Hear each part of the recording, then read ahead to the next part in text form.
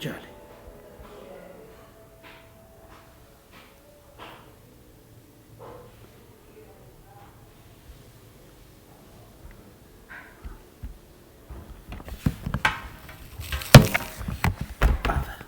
बिस्मिल्लाहिर्रहमानिर्रहीम। पहले तो जी हमने फ़ोल्डर ओपन करना है जिस फ़ोल्डर में हमारी वो फाइल्स पड़ी हैं जिनको हमने रन करना है। जैसे यहाँ पर ये डॉक्यूमेंट्स में, प्रोजेक्ट विद मुरीद में ये हमारी फ़ाइल्स पड़ी हैं। अब इन फाइल्स में जो हमारा मेन फंक्शन लिखा हुआ है वो main.cpp में लिखा हुआ है, जो हमारा मेन काम चल रहा है, जो सारे प्रोग्राम्स को कॉल करता है और फिर उसके बाद उसको कंपाइल करना है हमने। और यहाँ मैंने कुछ फाइल्स और बना रखी हैं, जैसे ये mcmc.cpp है। इसमें मार्कऑफ चेन जो मोंटी कार्लो प्रोसेस है, जो कि हमारे उन पैरामीटर्स को ढूंढने के लिए इस्तेमाल होता है, इसमें सारे उसके फंक्शंस लिखे हुए हैं। फिर उसके बाद यहाँ myfunctions.cpp है। ये जो फ़ाइल है बेसिकली इसमें जब हमने इस अपने प्रोग्राम को चलाना है तो हमें इसमें मॉडल को सेट करना है अपने, कि हम कौन से वाले मॉडल को ले रहे हैं। तो मॉडल की क्या इक्वेशंस हैं और फिर उसके बाद उन इक्वेशंस को लेकर कैसे RK4 अप्लाई होगा हमारे सॉल्यूशन के लिए, उसके सारे फंक्शंस जो हैं वो इस वाली फ़ाइल में लिखे हुए हैं। तो जब हमने इसको रन करना है तो उसके लिए हमें ये वाली फ़ाइल चाहिए link.sh। मैं सबसे पहले link.sh जो है वो ओपन करके दिखाता हूँ।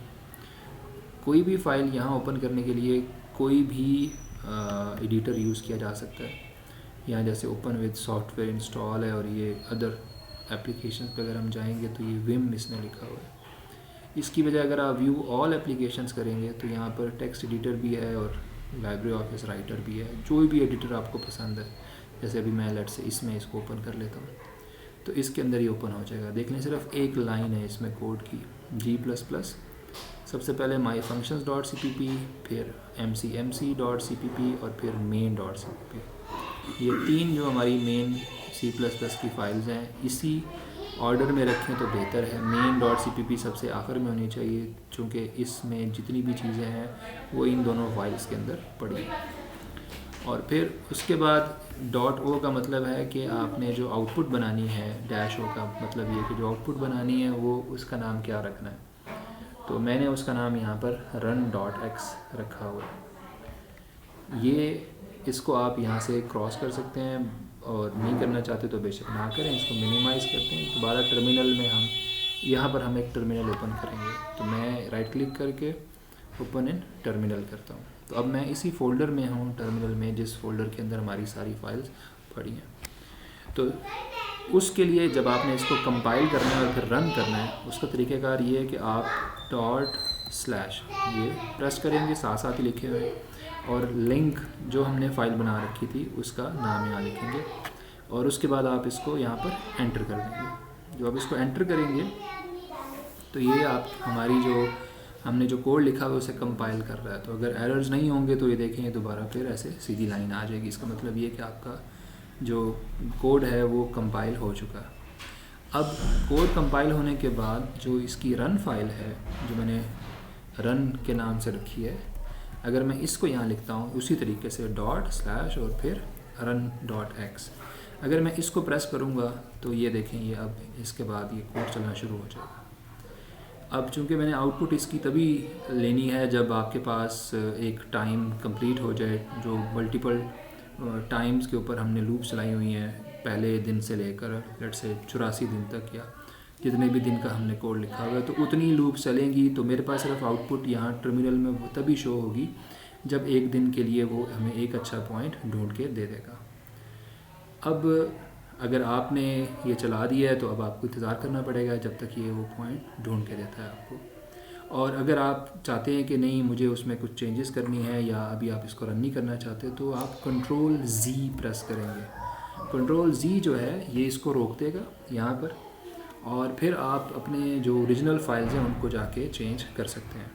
जब आपने यहाँ पर इसको रन कर रखा हो .run.sh, तो उस वक्त आप बिल्कुल भी अपनी बाकी फ़ाइल्स को मॉडिफाई मत कीजिए।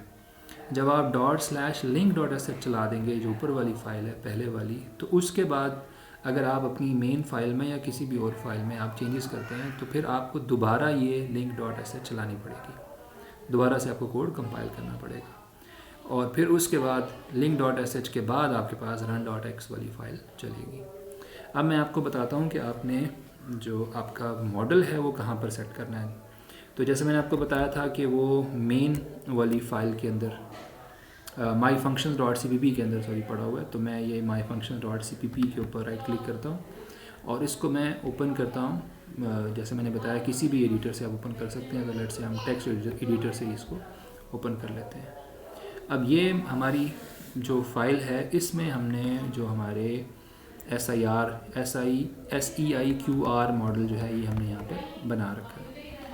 तो उसके लिए मुझे डेरिवेटिव्स चाहिए होते हैं, वो जो हमारे पास मॉडल की इक्वेशंस होती हैं। उस मॉडल की इक्वेशन में जो वेरिएबल्स हैं मैंने सबसे पहले वो डिफ़ाइन किए हैं। ज़रा इसका स्ट्रक्चर गौर कर लें। ये जो फंक्शन है मेरे पास, जो ds/dt या de/dt या dr/dt जो भी आप लिखते हैं, उसके अंदर मैंने कुछ चीज़ें डिफ़ाइन की हैं। एक तो मैंने बताया कि int I, ये जो मेरे पास इंडेक्स है ये बताएगा कि मैं कौन से वेरिएबल का डेटा चाहता हूँ। अगर मेरे पास लेट्स से 5 वेरिएबल्स हैं तो अगर मैं यहाँ पर 1 लिख दूँगा तो s की मैं बात कर रहा हूँ। फिर डबल स्टार वेरिएबल्स, ये मैंने एक अरे डिफ़ाइन की है।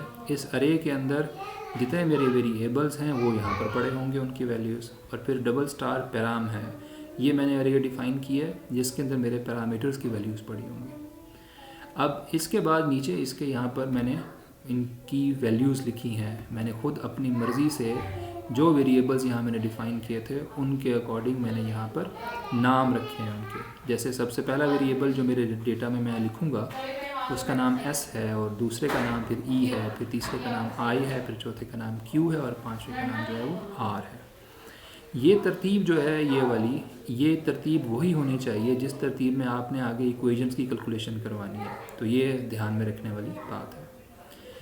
फिर इसके बाद पैरामीटर्स वाली मेरे पास अरे है। इसमें मैंने मेरी आदत अल्फ़ा बीटा गामा डेल्टा जैसे मैंने रखे हैं नाम, जो अल्फ़ाबेटिक बनता है ग्रीक अल्फ़ाबेट्स का। इसकी बजाय आप और नाम भी रख सकते हैं, लेकिन जो आपके पास पैरामीटर्स की अरे में जिस तरतीब में नाम है उसी तरतीब में यहाँ पर भी उनके नाम होने चाहिए। जैसे यहाँ पर अगर मेरे पास मैं लैम्डा की बात करूँ तो लैम्डा मेरे पास पैरामीटर नंबर 7 है जो कि पैराम 6 के अंदर पड़ा हुआ है। तो अब बेसिक जब मैं आपकी इक्वेशन लिखता हूँ तो उस इक्वेशन के अंदर मेरे पास जो s की इक्वेशन है ds/dt, उसमें लैम्डा सबसे पहले आया हुआ है। तो ऐसे नहीं करना कि चूँकि लैम्डा वहाँ सबसे पहले आया हुआ है तो फिर लैम्डा हमेशा हमारे पास सबसे पहले ही होना चाहिए, ऐसा ज़रूरी नहीं है। अगर आप वैसा रखना चाहते हैं तो लैम्डा को फिर पैराम 0 में हमेशा रखिए, तब आप यहाँ से लैम्डा से स्टार्ट कर सकते हैं। फिर अब जैसे मैंने आपको बताया था मेरे पास 5 इक्वेशंस हैं, तो 5 जो मेरे पास इक्वेशंस हैं उनके लिए मैंने यहाँ पर इफ लूप्स लगाई हैं। if i is equal to 1 then return this thing, this is lambda minus beta s I minus mu s। फिर दूसरी इक्वेशन, फिर तीसरी इक्वेशन, फिर चौथी और फिर पाँचवीं। तो जो बेसिक आपका मॉडल सेट होना है वो बेसिकली यहाँ पर सेट होना है, ये जो सामने जगह आपको नज़र आ रही है। तो वेरिएबल सेट करने हैं आपने, पैरामीटर सेट करने हैं, और इन दोनों के हिसाब से आपके पास ये लूप सेट होंगी, इफ़ लूप जो है यहाँ पर सेट हो जाएंगी। मैंने आखिर में लिखा हुआ है जी कि अगर इनमें से 1 से लेकर 5 तक कोई भी चीज़ सेट नहीं होती तो मैं लिखा हुआ है please choose correct value of i, क्योंकि 5 वेरिएबल हैं तो 5 में ही से ही कोई इक्वेशन आपको चाहिए होगी। सो ये चीज़ हमने सेट करनी है, वेरिएबल्स और फिर पैरामीटर्स। ये एक दफ़ा डिफ़ाइन हो गए तो फिर इसके बाद अगला काम जो है वो प्रोग्राम खुद ब खुद करेगा। अब इसमें नेक्स्ट मेरे पास ये K1, K2, K3 और K4 कैलकुलेट हो रहे हैं। ये जो चारों चीज़ें हैं ये मुझे RK4 मेथड लगाने के लिए चाहिए, और इसके बाद फिर मैंने नीचे के अरेज वगैरह ये सब चीज़ें डिफ़ाइन की हैं, और फिर ये मेरे पास एक नई वैल्यू आ जाती है मेरे वेरिएबल्स की। ये देखें K1, K2, K3 और K4 से इस्तेमाल करके मेरे पास ये वैल्यू आती है, न्यू वैल्यू। फिर इसके बाद मैंने फंक्शन इसमें लिख रखा है एक रीड फाइल के नाम से, जो फाइल मेरे पास जो नॉन डेटा है जो डे बाय डे मेरे पास या मंथ बाय मंथ अवेलेबल होगा उसको रीड करना है और उसकी अरे बनानी है, और फिर मुझे अपना जो मार्कअप चेन है वो उसके अकॉर्डिंग चलाना है कि मुझे अप्रॉक्सीमेट करना है उन पैरामीटर्स को जो मेरे पास सबसे अच्छी वैल्यूज़ दे रहे होंगे। तो उस मकसद के लिए ये रीड फाइल के नाम से मैंने एक फ़ंक्शन बनाया हुआ है। और अगला जो फंक्शन है वो अगर मुझे 1D अरे चाहिए उसके लिए बनाया हुआ है, लेकिन अभी मैंने इस वाले कोड में ये इस्तेमाल नहीं किया। अच्छा, अब इसको ये देखें यहाँ स्टार का बटन आ गया, इसमें मतलब मैंने कुछ मॉडिफाई कर बैठा हूँ मैं। तो अगर आप इसको यहाँ से क्लोज़ करते हैं तो इसको क्लोज़ विदाउट सेविंग कीजिए, इसको सेव ना कीजिए अगर आप इसको सेव नहीं करना चाह रहे। अब इसमें देखें लिंक डॉट एसएच मैंने कुछ चेंज नहीं किया, तो यहाँ कुछ स्टार नहीं आ रहा, तो इसका मतलब इसमें चेंजेस नहीं है, इसको आप यहाँ से क्लोज़ कर सकते हैं। अब जब आपने ये कर लिया तो अब इसके बाद अगली बात शुरू होती है कि हमारे मेन फंक्शन में ये चीज़ें कॉल कैसे हो रही हैं, उधर आपने क्या सेट करना। मेन फंक्शन में हमारे पास यहाँ पर सबसे ऊपर मैंने आउटपुट फाइल्स के नाम रखे हैं, जैसे ये आउटपुट डेटा डॉट CSV है, तो जो आउटपुट फाइल का नाम आप रखना चाह रहे हैं वो यहाँ पर आप खुद सेट कर सकते हैं। नंबर ऑफ़ यूनिक पॉइंट्स, ये मार्कअप चेन की दो वैल्यूज़ हैं, एक यूनिक पॉइंट्स और नंबर ऑफ़ लूप्स जो हैं, ये आप अपनी मर्ज़ी से वेरी कर सकते हैं।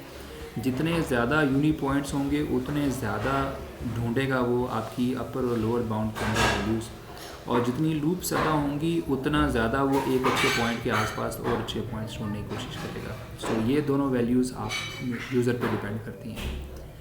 फिर इसके बाद ये दोनों क्लासेस स्टार्ट की हैं मार्कअप चेन की और राइट टू फाइल की। इसके नीचे बेसिकली जो आपकी मेन चीज़ है कि अगर आपने 5 वेरिएबल यूज़ किए हैं, इनिशिएट कराए हैं उनकी इनिशियल वैल्यूज़,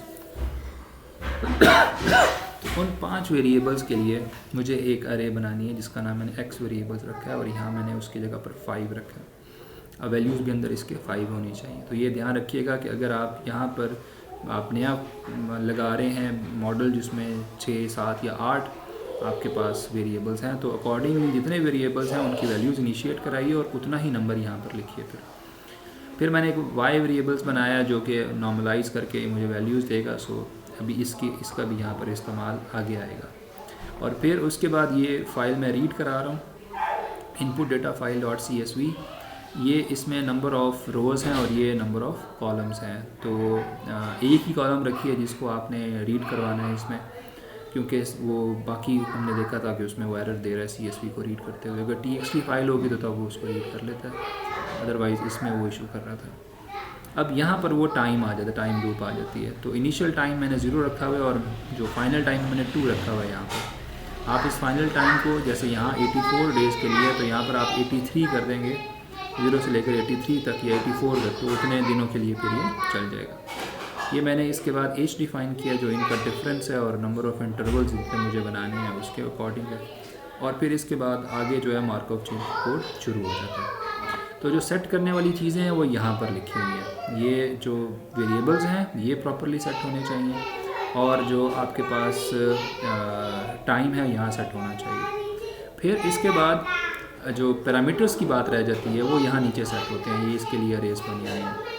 जैसे अब ये वाली अरे है, इसमें हमने जो मिनिमम वैल्यू है हमारे पैरामीटर्स की हमने वो सेट करनी है, और जो मैक्स वैल्यूज़ हैं इसमें हमारे उन पैरामीटर्स की अकॉर्डिंगली मैक्सिमम वैल्यू। अब ये तरतीब का ध्यान रखना है हमने कि जो हमने तरतीब रख रखी है अपनी मेन उस फंक्शंस के अंदर कि पहले मेरे पास अल्फ़ा है, फिर बीटा है, फिर गैमा है, फिर डेल्टा है, फिर म्यू है, न्यू है, लैम्डा है और फाई है, उसी तरतीब के साथ मुझे इन सबको रखना है। अगर मैं ऐसा नहीं करूँगा तो फिर मेरा जो कोई भी वैल्यू किसी भी को जा सकती है, तो इसलिए फिर मेरे पास आगे एरर्स आ जाएंगे, मुझे पता नहीं लगेगा कि मैंने कौन सी वैल्यू किस पैरामीटर की फाइंड की है। तो इसको आप सेट करेंगे। अच्छा, अब हमारे पास लेट से ऐसा सिचुएशन बनती है जिसमें हमारे पास कुछ नॉन पैरामीटर्स हैं इन 8 में से, तो आप जिसकी वैल्यू आपको पता है उसकी वैल्यू इसके सामने लिखिए। जैसे मैंने यहाँ म्यू की वैल्यू ये लिखी हुई है इस मॉडल के लिए, लिखकर आगे सेमीकोलन लगाइए और इस चीज़ को कमेंट करने के लिए ये डबल स्लैश यहाँ पर लगती है। तो अब वो म्यू की वैल्यू इस बाउंड्री से नहीं उठाएगा, बल्कि वो म्यू की यही वाली वैल्यू इस्तेमाल करेगा। इसी तरह से लेट से आपको अल्फ़ा, बीटा, गैमा, डेल्टा इन सब की वैल्यूज़ पता है, तो आप अकॉर्डिंगली यहाँ पर उसको इन सब की वैल्यूज़ जो नॉन वैल्यूज़ हैं वो यहाँ पर सेट कर दीजिए, और फिर जो बाकी बचती हैं वैल्यूज़ वो आपकी इस अरे में से वो खुद बहुत उठाता रहेगा। आपको यहाँ पर चेंजेस करने की ज़रूरत फिर नहीं पड़ेगी, बस यहाँ पर आपने जो फिक्स्ड वैल्यूज़ है यहाँ पर डाल देंगे। अगर आप एक पॉइंट के लिए कैलकुलेट करना चाहते हैं तो फिर एग्जैक्ट सारी वैल्यूज़ डालिए यहाँ पर और एक पॉइंट के लिए उसे कैलकुलेट करवा लीजिए। और फिर बस ही ये तरतीब नीचे लिखी हुई है, alpha, beta, gamma, delta, mu, nu, lambda, phi, जिस तरतीब में ये लिखे हुए हैं उसी तरतीब के अंदर आपकी अरे के अंदर ये सारी वैल्यूज़ आनी चाहिए। और फिर इसके बाद नीचे इसके बाद वो अब आपके पास RK4 कॉल हो रहा है और बाकी चीज़ें कैलकुलेट हो रही हैं और बाकी लूप्स वगैरह मैंने चलाई हुई हैं इसके अंदर। ये राइट कर रहे हैं हम यहाँ पर पैरामीटर अरे राइट करा रहे हैं, वेरिएबल्स राइट करा रहे हैं। गुडनेस के मैंने यहाँ पर अरे बनाई है, उसमें गुडनेस है और जो वैल्यूज़ हमें जिससे हमें अप्रॉक्सीमेट करना था वो वाली वैल्यू और जो हमारे पास एक्सपेक्टेड वैल्यू है वो वाली हमने वैल्यूज़ दोनों राइट कराई हैं इसके अंदर। और अभी मैंने एक यहाँ पर सिर्फ एम्प्टी अरे रखी है। अगर कोई और वैल्यूज़ मुझे इसमें राइट करानी है तो मैं यहाँ पर एक और अरे बनाकर राइट करा सकता हूँ। तो इस तरीके से ये फ़ाइल आउटपुट जा रही है। बाकी इसमें गुडनेस का फंक्शन यहाँ कॉल हुआ है जिसमें जो वैल्यू हम कैलकुलेट कर रहे हैं मॉडल के ज़रिए और जो हम एक्सपेक्ट कर रहे हैं और हम कितना गैप रख रहे हैं स्टैंडर्ड डेविएशन के हिसाब से इन दोनों के दरमियान, ये 3 चीज़ें हमने यहाँ पर सेट करनी है। तो अब ये तो इन्फेक्टेड वैल्यू तो कैलकुलेट होकर आ रही है, एक्सपेक्टेड वैल्यू हमने इसको फाइल से रीड करके दी है। तो स्टैंडर्ड डेविएशन है, या आप वेरी कर सकते हैं कितना क्लोज आप वैल्यूज़ डालना चाह रहे हैं, उस हिसाब से ये वैल्यू चेंज हो जाएगी। और फिर उसके बाद बस आपने इसको रन करना है। तरीका मैंने आपको स्टार्ट में बताया कि इसको आपने चलाना कैसे है। ठीक है जी, शुक्रिया जी।